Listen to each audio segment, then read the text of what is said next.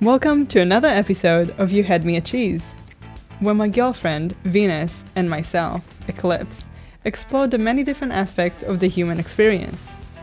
We are here with our selection of cheeses, and Venus has a glass of wine ready, so feel free to bring your favorite snack and join the party.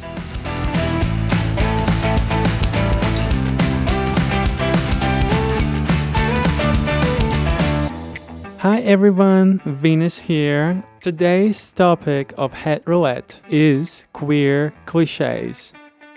To put it simply, we have a hat in front of us, and inside it, a bunch of notes.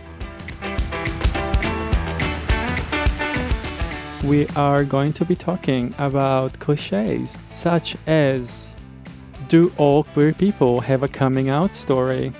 Are queer people more promiscuous? Are queer people obsessed with labels and defining everything? And do queer people have tragic love stories or sad feelings? I hope you enjoyed the episode, and I just can't wait to jump into this conversation. Well, hello there. Hi, How you doing? I am doing great. Are you excited? I'm very excited. I'm very excited for the Hat Roulette journey we're about to embark on. Me too. Today's conversation is completely based on random cliches, and specifically queer cliches. Exciting. Yeah, I think we always get exposed to cliches, but we try to check them off. I would agree with that. Like, some cliches are cliches for a reason, some not so much. So I'm excited to start and dive deep and talk about them. Are we going to be debunking cliches today? I mean, it depends. Are they a cliche for a reason? We'll find out. Stay tuned. All right. Would you like to do the first step? Okay. I have a hat, a beautiful sun hat, and we have little questions on pieces of paper, and I can't see any of them. And I'm going to put my hand in, and I'm just going to choose something. Here we go. Tell me, what did you pick up? So the cliche I picked out is: queer people are more promiscuous than straight people. Well, What do you think, Eclipse? Is that true? And why? Why is that a cliche? That a heterosexual person perhaps have that perspective? I mean, I think most of the cliches come from people who the cliches are not about. That's a good point. Probably. Are they more promiscuous? I think same as heterosexual people. It depends on the person. Mm-hmm. And also depends on where they're at in their life. Because, sure, I would say that I was more promiscuous when I was younger. Mm. But the last decade or so, no. I'm really not promiscuous. When I think about this cliche, the thing that I think might be causing it, like, might be leading people to think that queer people are more promiscuous, is because queer people tend to talk about things more openly. That's exactly what I was going to say. Yeah? Tell me. Well, I was going to say that I feel like queer people have more of a voice, and that can be about anything. And I think they like to talk about who they've banged and how and where. Not all of them. But more willing to share, more willing to be open, potentially. I think it's more likely. It's more likely. Yeah, everyone's different, but they're not maybe ashamed about it. Well, depends if they're out. Well, that's the thing. If they're out, then probably they're not as ashamed. They've done the work. I was assuming in my mind. Not everybody's out like us, babe. Yeah. That's all right. You out there, still in the closet. You're loved, and your time will come. Yeah, and you can come to us. Yes, you can. Just randoms on the internet. Yeah. And we'll hold space for you. Of course. And maybe share a little guidance. Sure. So, are queer people more promiscuous? No. Are you? No. Would you like to be? I mean, there is a part of me that wishes for more experiences. So, would you say you're mentally promiscuous? It's a good one. Oh my goodness. Yeah, maybe. Yeah. Yeah, potentially more in my head than in reality. At least not yet. We'll see what happens. So, if we look deeper into this cliche, when people think about those who are attracted to more than one gender, then it's more likely that they will believe this cliche because they think that if you are bisexual, pansexual, polysexual, any other sexual that I've just missed, they think that the fact that you have more variety or more options technically means that you will actually go action on it. Yeah, that's kind of what I was thinking. Which is not necessarily the case. People who have more options based on their sexuality are more likely to be judged as somebody who would be more promiscuous. Yeah. Personally, I'm pansexual. Yeah. But the fact that I'm attracted to multiple genders does not mean that I'm attracted to a lot of people. Yeah. And that's kind of where most people get it wrong. I'm actually quite picky. In my days, we didn't use the word the ick, but it was quite easy to give me the ick. I remember this one guy, and for a whole month, we were eyeing each other across the bar. It's like a movie moment. Sure, not the movie that I wanted it to be.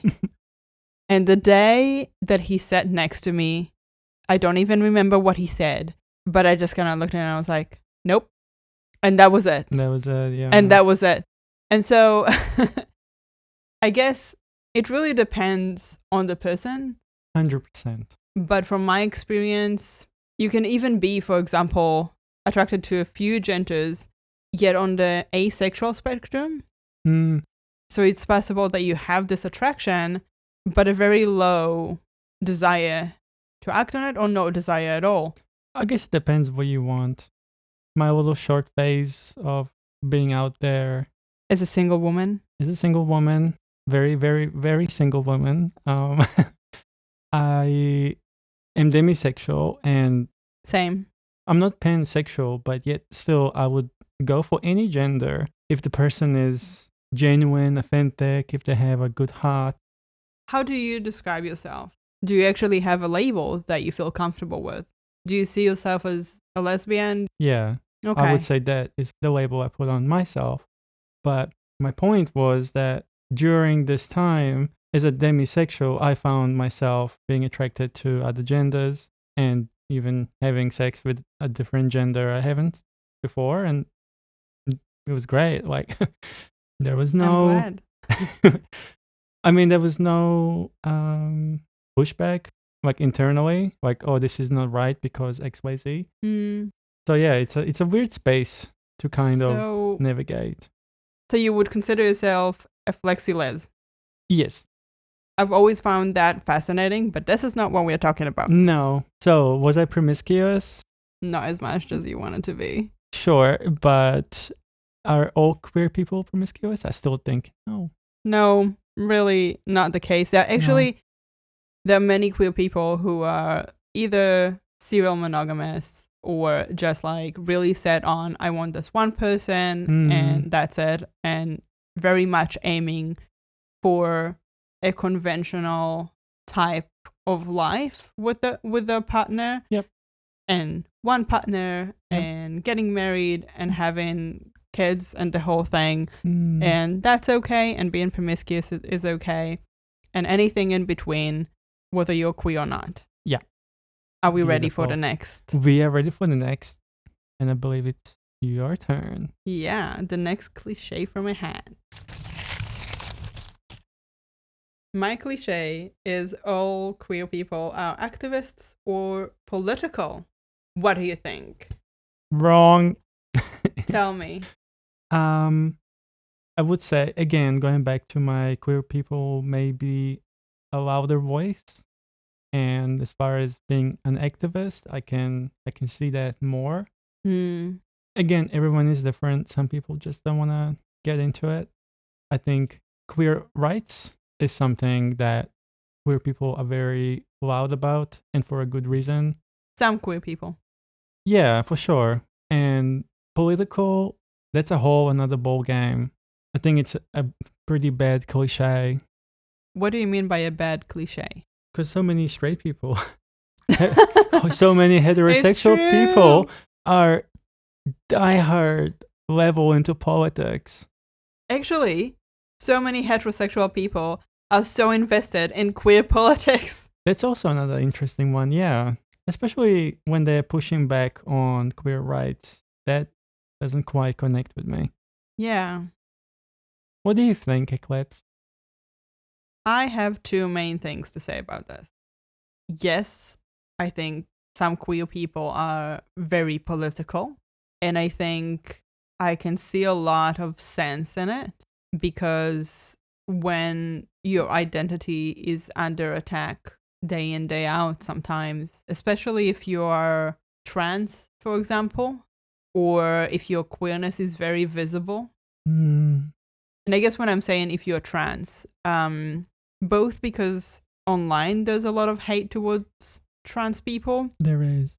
But also because if you are not passing, the amount of pushback that you get from society every day Can be brutal. Yeah. And I think many people don't understand what it's like to have your identity be questioned day in, day out. So when I look at people who see themselves as activists and carry the rainbow flag and protest and all of that, I can really understand and empathize with it, because you've been pushed down and many times forced into boxes that you don't fit in.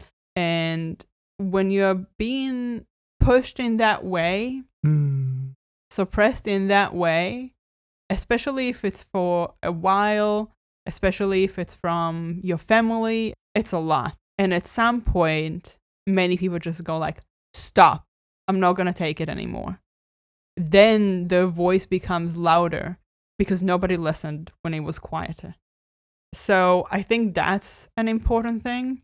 No, not all queer people are political or activists, but there's a good reason why those who are the way that they are. Couldn't agree more, and you articulated that very well. I try.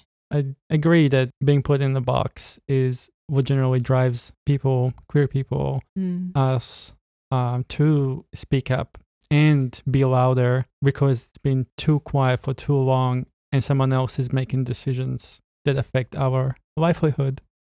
Well, I think the simple thing is, if you tell somebody, hi, I'm Venus, my pronouns are she, her, and they go like, cool beans, I'll call you Venus and I'll use these pronouns. Yeah. I don't think you'll speak about it again. No. Because that's it. That's it. However, if there's pushback, then you will speak about it again. Yeah. And more than that, your response might get bigger with time, because last time it didn't work when you were polite. So I think that's a big thing. I think if we were just accepted, there wouldn't need to be such a big movement of activism around queerness. Trading at Schwab is now powered by Ameritrade, giving you even more specialized support than ever before. Like access to the trade desk, our team of passionate traders ready to tackle anything from the most complex trading questions to a simple strategy gut check. Need assistance? No problem. Get 24/7 professional answers and live help, and access support by phone, email, and in-platform chat. That's how Schwab is here for you, to help you trade brilliantly. Learn more at schwab.com/trading. Step into the world of power, loyalty, and luck. I'm gonna make him an offer he can't refuse. With family, cannolis, and spins mean everything. Now, you wanna get mixed up in the family business. Introducing The Godfather at ChumbaCasino.com. Test your luck in the shadowy world of The Godfather slot. Someday, I will call upon you to do a service for me. Play The Godfather now at ChumbaCasino.com. Welcome to the family. No purchase necessary. VGW Group. Void where prohibited by law. 21 plus. Terms and conditions apply. 100%. And the second thing that I wanted to say about this is that to some extent, our very existence is political. Unfortunately. For some people who don't want to be activists, they still need to deal with the backlash. They still need to deal with people not wanting to address them by their chosen name or their preferred pronouns, which is something that people who haven't been through a similar experience or this experience in particular, how can you relate to that? That the most basic thing about you, your name and your pronouns, are not being accepted. Yeah, like, there is a disconnect. You're not going to go to somebody whose name is Brad and go like, you know what? You don't look like a Brad to me. I'll call you Mark. It doesn't work that way. Yeah, and some people are like that, and that's not okay. As you said, these are basic things about people. And if someone calls you by a wrong name or doesn't use your pronouns, it's actually really hurtful. A lot of people just don't understand. No, It's they not don't. necessarily malicious. With some people it is, but with others, it's not malicious. It's just not something that they understand or can relate to. And so my hope is that more people will learn over time that even if you don't understand something, first of all, you can be curious about it and you can ask questions, and based on your attitude, you might just get really kind answers. But the other thing is that you don't necessarily need to understand something to accept it. I wish more people thought like that. Me too. That seems quite simple, and life is hard enough as it is. Why are we getting stuck on the basic things? I'm not sure. Yeah. But to go back to our cliche, no, not all queer people are activists or political. I mean, Yeah. political, we kind of said to a certain extent. Personally, I believe just by being Yeah. you're political to a certain extent. But personally, I've never gone to a gay pride parade. That's not my thing. And I haven't gone to any protests, and it doesn't make me any less queer. Exactly. Yeah. I've been to protests, and only when I feel I have the capacity for and something really important, I need to be there. And as far as politics, I'm not political, but I do want to be aware just of some things that are happening around the world. Yeah. I think it's important to understand what other people are going through in other countries. It's tough to see sometimes. It's very tough. And so no, I don't believe all queer people are political or activists, but there definitely are some. And good on them. Yeah. I couldn't do what they do. Yep, thank you. We appreciate you. Would you like to pull another cliche? All right, here we go. Let's see what we get. Are you ready? I'm ready. Queer people always have tragic love stories or sad feelings. I mean, don't we all as human beings? Amen. What do you think? I haven't heard this cliche before. And so, Honestly, neither have I. and tragic love stories? Why are they tragic? Well, I guess, what I've heard is that it never ends well and, Like a fallout, like a really bad like a fallout. fallout, or it just doesn't work because in relationships you need a man and a woman and that's the only way it can work. Or something like that. Your eyebrow. Anyway, what do you think about this one? I'm a bit stuck with it because sad feelings is something we all experience, as you Human mentioned, being. as human beings. We are emotional beings, and feeling sad is just part of the group of feelings that we experience. Yeah, it's just a part of the human experience. And I don't see why being queer has anything to do with that being emphasized in how queer people are perceived. I think, and this is just a guess, perhaps the reason why this is a cliche is because people see more obstacles when it comes to queer relationships Okay. that they are not used to seeing in a heterosexual relationship. Do you have an example? What's an obstacle in your mind? Well, let's take an example from our relationship. Okay. Okay? Tell me. People judge. People see us together and they judge. People don't look at you and I the same way that they used to look at my ex and I when we were together. And for reference, my ex is a cisgender male. Yeah, sure. So as far as society is concerned, when they would have seen you two, they would see a man and a woman, essentially. Normal. Normal couple in the perception. Honestly, if they would have gone into our bedroom, completely different story.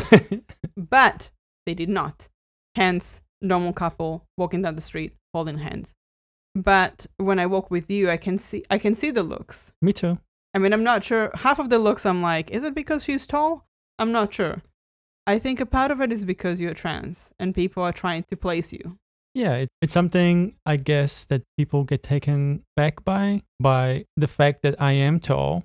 I do stand out. And so I catch eyes more often than not. Sometimes people double take because they see someone tall. They kind of just notice it by an automatic way. And then they look again and go, oh, some could be judging and some could just be, who knows, commenting in their mind like, oh, that's a pretty woman or something. So I guess when they see us too, it could be judging because we are, quote, not a normal couple. Perhaps. But to go back to the original cliche, yeah, I don't know if the percentage of heartbreak in the queer community is necessarily higher. I just think heartbreak is a very common thing. Correct. Sadness is a very common thing. And it's an emotion like any other, as you said. And it's an emotion we should hold space for. Yeah, that's something that I was thinking as well. So yeah, we squished that cliche, would you say? Can you read that cliche to me again, please? Okay, here we go. Queer people always have tragic love stories or sad feelings. So I would say sure, but so does everybody else. Yep. Are you ready for the next one? I am. Yay, exciting. I actually really enjoy this. Me too. Listener, tell us which one of the cliches was your favorite. Actually, yeah, we would love to hear what other people's thoughts are on these cliches. You ready? I'm ready, go. Okay. Queer people only hang out with other queer people. Oh my God. Some of my best friends are heterosexuals. Okay. Surprise. I mean, what do you think? I'm trying to articulate how to say this because to me it almost puts queer people into a box. Oh, you're queer. Oh, so you must go and hang out with the other queer people because you're not accepted in the heterosexual spaces. It's a pretty bad cliche, I would say, because it puts queer people into that box. And honestly, though, we all want to be surrounded by people who make us feel good, who celebrate who we are, and who treat us just like the people that we are, with love and respect. Yeah, and it doesn't really matter whether you're queer or not. If you are respectful to us, then we might be able to have a friendship with you. Of course, there are a lot more requirements to be friends with us.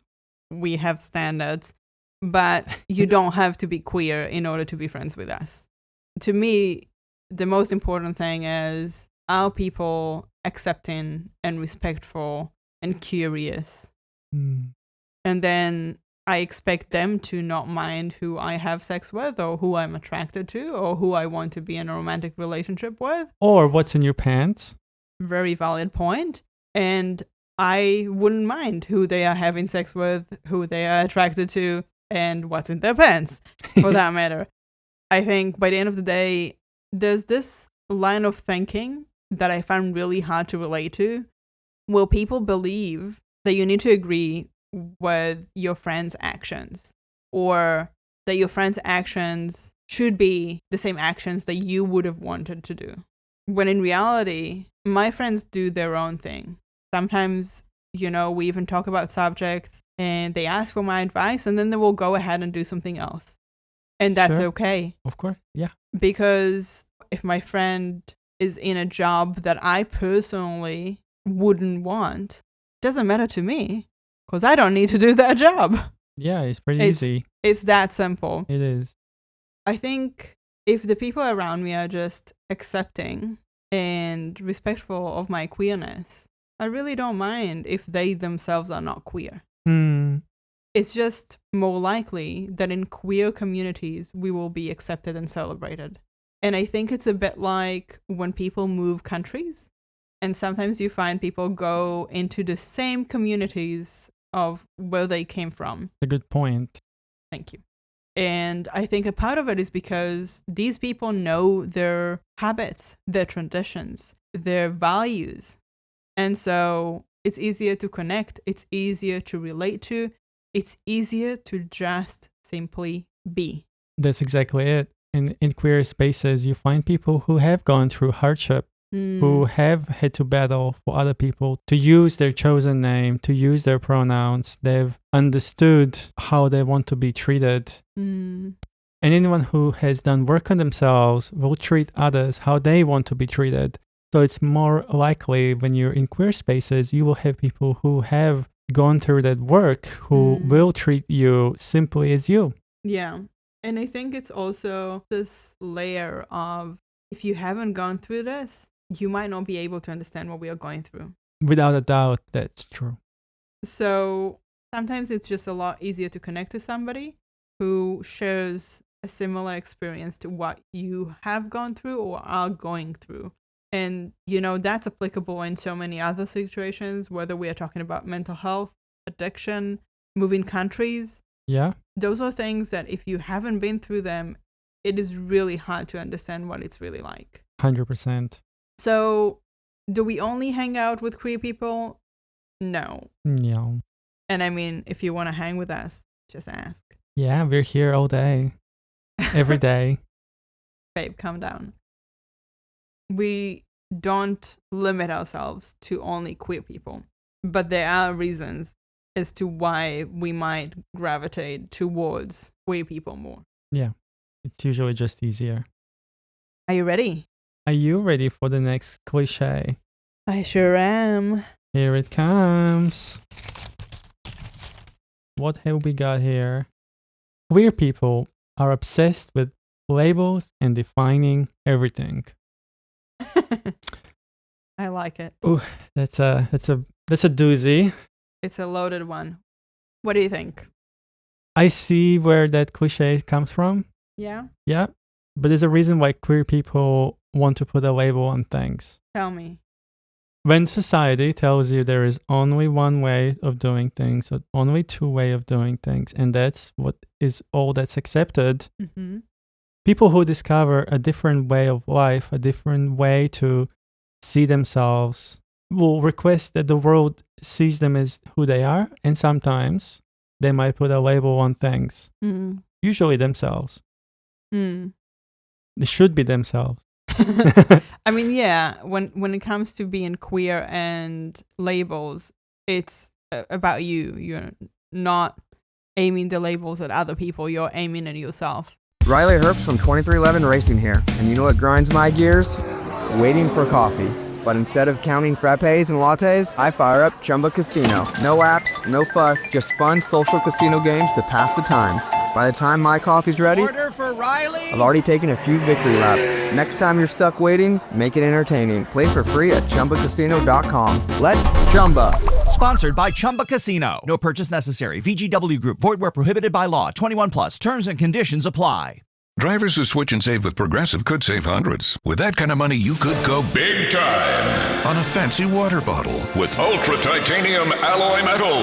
You're not sure why you need all that. I mean, it just holds water. But you're getting it anyway. Because if you're hiking near an active volcano and you accidentally drop the bottle into molten lava, your water will still be icy cold. Switch to Progressive and you could save big time. For water bottles. Progressive Casualty Insurance Company and affiliates, not available in all states. Potential savings will vary. For sure. And the word obsessed, I don't agree with. Yeah, I don't appreciate that word. No. I don't think obsessed is the right word. And I think also that obsessed comes many times as a way to put somebody down. I do agree with you. It is a way to put someone down. Yeah. I think we say obsessed when we don't understand something that somebody else is doing and we want them to not do it as much. But what I find peculiar is this obsession of some people with limiting things that have absolutely nothing to do with them. Unfortunately, that's quite a widespread issue. Yeah. Some queer people don't actually like labels at all. And that's not something that they want to dive into. It's not something that they want to put on themselves. And it's not something that they appreciate being put on them. That's fair. And I wouldn't want to put a label on anybody else unless that's the label that they want to use. Yeah. For me, I think communication is really important. And labels are something that I've used throughout my life as a means of expression. I want to be able to communicate in a clear and concise way who I am, what my experiences are like. And instead of telling people, well, I'm attracted to cisgender men, cisgender women, I'm attracted to trans men, trans women, gender fluid, all of the above. Instead of saying I'm attracted to different kinds of people and my attraction can be based on emotional connection, I say I'm pansexual and I'm demisexual. Yeah. And to me, those labels are a way to go, this is who I am. This is how I see myself. This is what I feel comfortable as. And then I can communicate it to other people in a way that is easier. Yeah. Rather than try and go in circles and try to explain something that can easily be explained with a label that I do associate with. Yeah. I think to me, the important thing is, do you feel comfortable with that label? That's a good point. Also, when you hear of a label that might be relevant to you, that opens up a world of information. Yeah. When you go into Google and you ask a question, the more clear it is, the easier it is to find sources and information and anything else. And so I think labels can be very beneficial, but I don't think they're a necessity. And I think it's very personal. And with that said, I think when you look at heterosexual and cisgender people, which for those who are not familiar with this concept, cisgender means that you associate with the sex that you were assigned at birth, and heterosexual means that you are attracted to the opposite sex, and that's it. They haven't needed a label because they are seen exactly as what they were at birth, and that's it. It hasn't been questioned. I agree. And also, I want to point out that in our society, we use labels for everything. And it's a way to communicate something Correct. quickly, just like as you have explained, rather than dive in, oh, I'm attracted to this gender, this gender, this gender. You can say you're pansexual, and it includes all genders. Just as an example, you wouldn't say, can you please open the door for the electronic appliance that keeps things cool? You would say, can you please open the fridge? Yeah. It's that simple. Yeah, and that's a label to easily communicate what we are talking about. So the word obsessed in that cliche, we're not obsessed. No, we're not obsessed. But we simply have appreciation for communication and we want to communicate better. Yeah. As you've explained, for some people, labels are very personal. They're to communicate something quickly. So the word obsessed in the cliche, I would replace with queer people have a need to label things. Maybe, but not all queer people, because some queer people don't want these labels either. They don't sit with us in this room right now, but they exist. You said it's not a necessity. I think for some it is. Possibly, yeah. Okay. And for a trans woman, could Yeah. be as simple as choosing the label woman. Don't call me a trans woman. I'm a woman. Yeah. I think it's important. Everyone has labels that they use. Even saying I'm tall Yeah. is a label. It's just part of the speech and the language that we use. I agree. I mean, we use labels all the time. All day.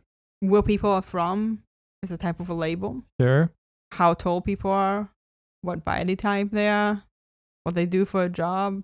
Those are all labels. So if anything, I would say that society is obsessed with labels. Well said.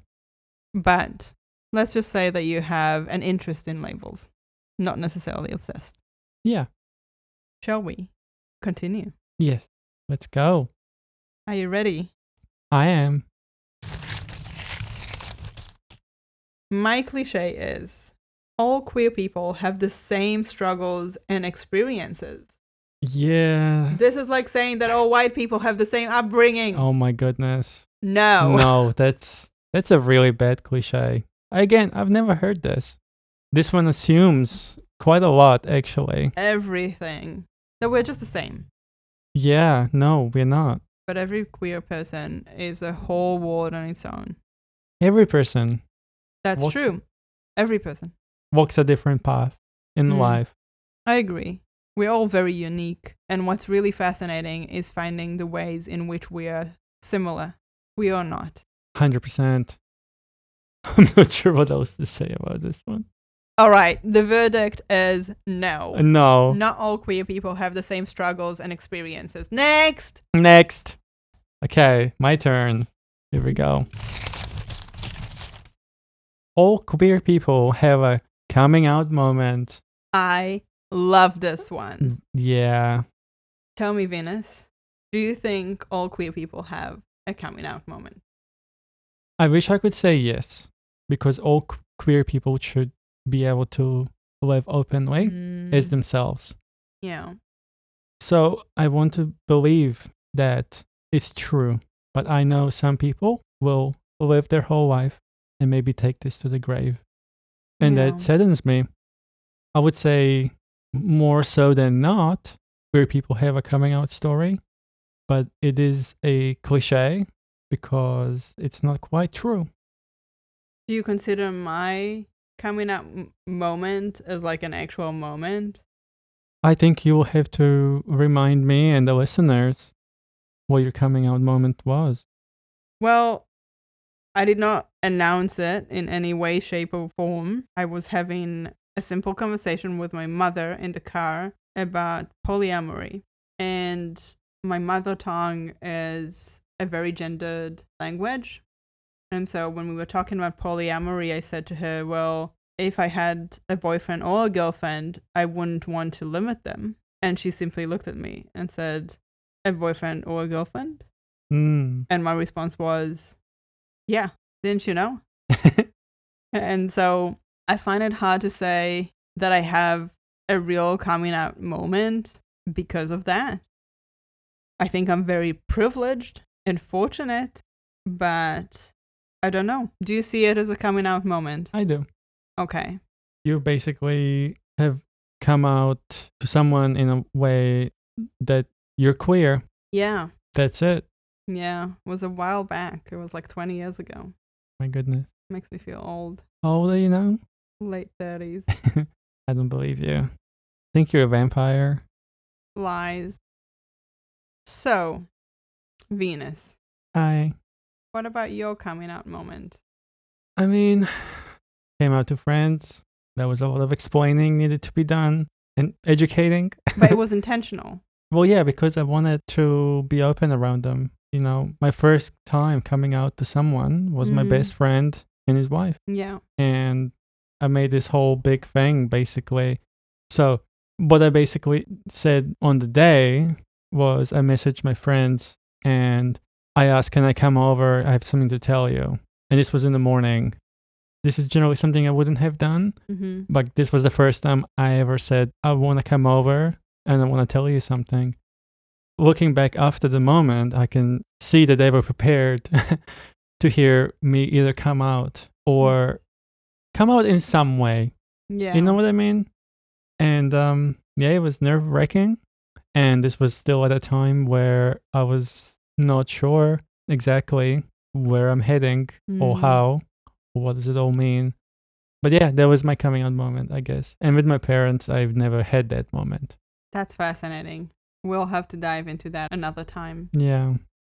So I think the thing about this cliche, it's a cliche for a reason, which is something that I've been saying a lot during this episode.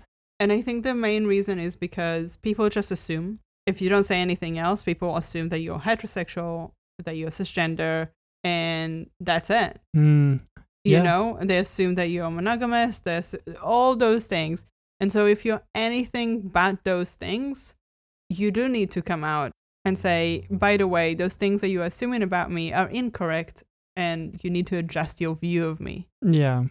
And for me, I just wish this wasn't the case, because if people weren't assuming to that extent, then our conversations would come from a more curious place and have room to ask questions without these assumptions. Mm-hmm. And then people would hopefully feel more comfortable just going with whichever options they're fond of. Yeah. So the verdict is that most queer people will probably have or have already had a coming out moment, but sadly not everyone. Yeah. I mean, it's sad because you want people to feel comfortable in their own skin and live their life the way they want to live them. But also, I kind of wish we didn't need to have a coming out moment to begin with. I agree. On the topic of coming out, I wish that was true. It just sucks that you have to, because society has social norms and gender norms and just norms of how you should live your life and who you should be attracted to, who you should have sex with, etc. And a lot of this boils down to assumptions. Yeah, just communicate more. Communication is key. Yay.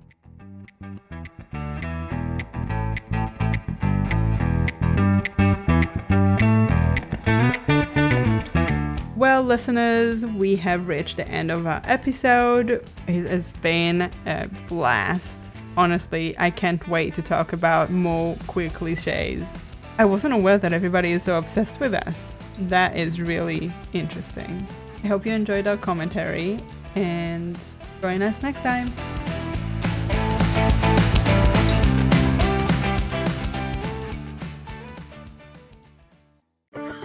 Having a life scholarship and being able to afford to go to college made me feel inspired to go. When I got a life scholarship, it was such a relief. I knew that I wanted to have an impact. Having a life scholarship through the SC Education Lottery was huge. It gave me the opportunity to make that impact right here at home. The South Carolina Education Lottery. A better you, a better us, a better South Carolina. Visit sceducationlottery.com/betteryou. It is Ryan Seacrest here. There was a recent social media trend which consisted of flying on a plane with no music, no movies, no entertainment. But a better trend would be going to ChumbaCasino.com. It's like having a mini social casino in your pocket. Chumba Casino has over 100 online casino-style games, all absolutely free. It's the most fun you can have online and on a plane. So grab your free welcome bonus now at ChumbaCasino.com. Sponsored by Chumba Casino. No